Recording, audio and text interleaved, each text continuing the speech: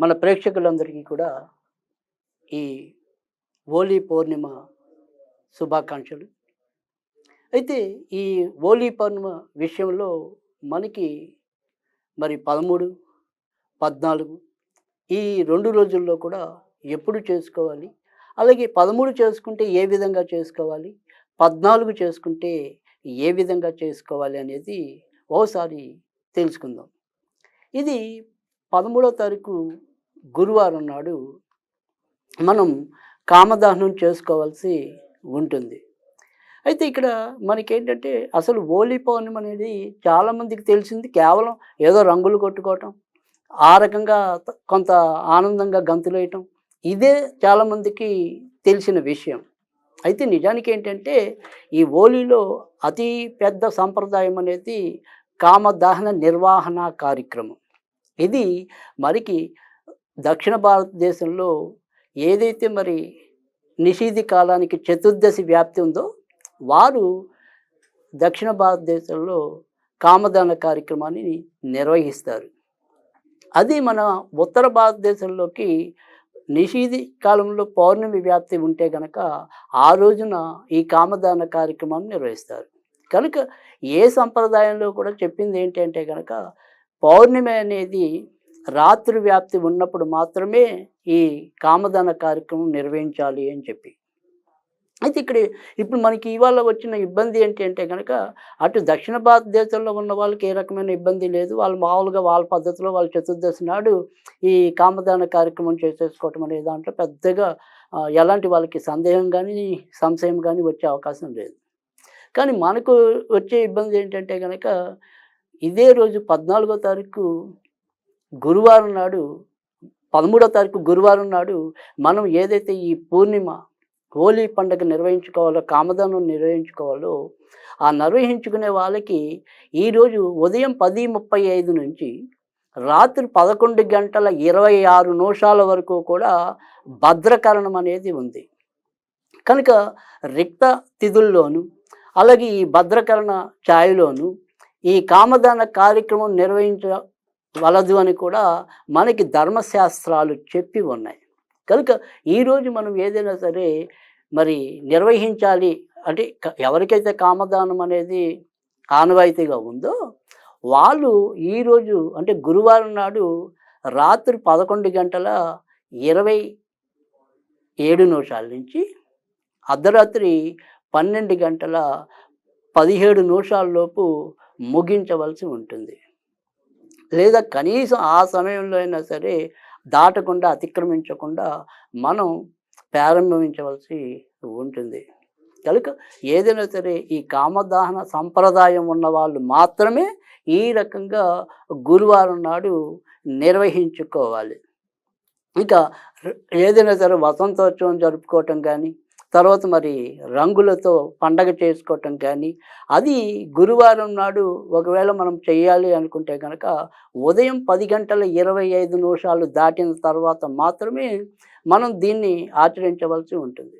కనుక గురువారం ఆచరించవాలి అనుకున్న వాళ్ళైతే కనుక ఉదయం 10:25 అంటే ఇంచుమించుగా 10:30 దాటాక ఈ హోలీ కార్యక్రమ వేడుకల్ని యథాప్రకారంగా నిర్వహించుకోవచ్చు.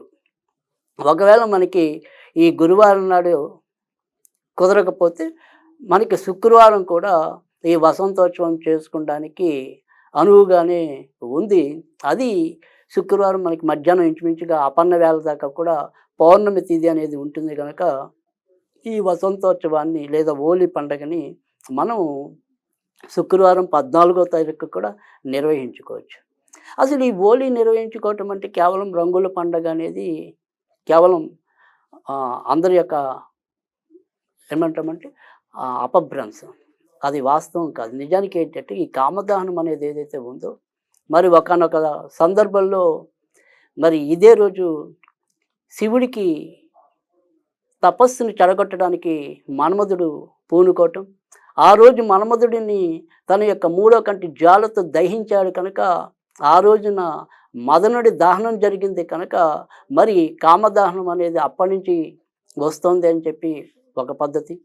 అలాగే మరి హిరణ్యకశిపుడి యొక్క సోదరి అయిన హోళిక శిశువులన్నింటినీ అందరినీ కూడా దహించటం, అదే ఆహారంగా ఆమె తీసుకోవటం అనేది మనకి ఒక పురాణం చెప్తున్నా కదా!